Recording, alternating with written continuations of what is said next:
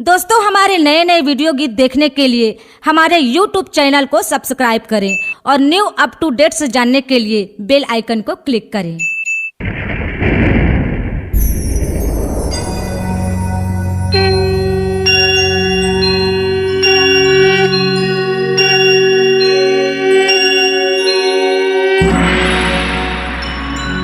जब जब पीर पर भगतन पर तब तब लीन अवतार पापिल मारे पापो हरे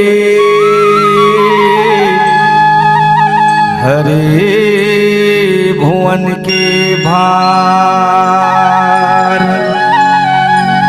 हरे भुवन के भार।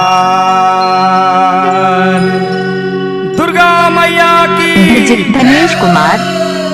हमर गांव के नीम तरी माँ दुर्गा दाई उतर गई हो। हमर गांव के बर तरी माँ महामाया उतर गई हो।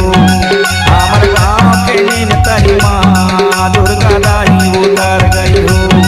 हमर गांव के बर तरी माँ महामाया उतर गई हो।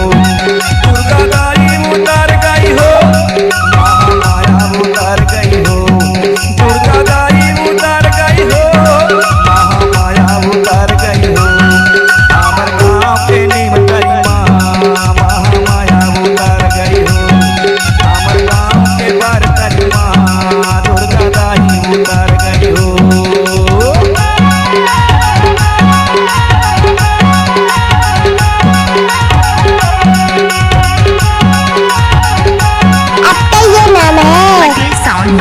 धनेश कुमार।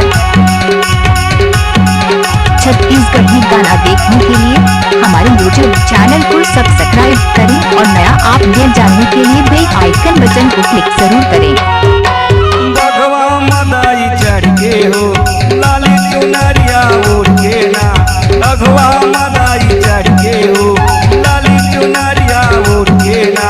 कोरे कोरे दिया जलाते ना, जगमग ज्योति बरते ना। हमर गाँव के नीम तरी माँ दुर्गा दाई उतर गई हो। हमर गाँव के बर तरी माँ महामाया उतर गई हो। अब आएगा असली मजा।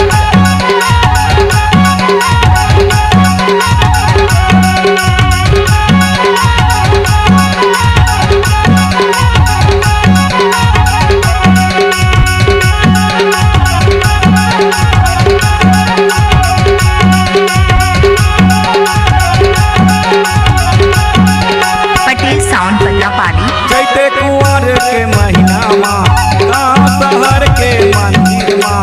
चैते कुंवर के महीना माँ गाँव शहर के मंदिर माँ। पंडा बाबा के चौरा माँ धरनी भगत के अंगना माँ। गाँव के बरतरी माँ दुर्गा दाई उतर गई हो। हमर गाँव के नीम तरी माँ महामाया उतर गई हो।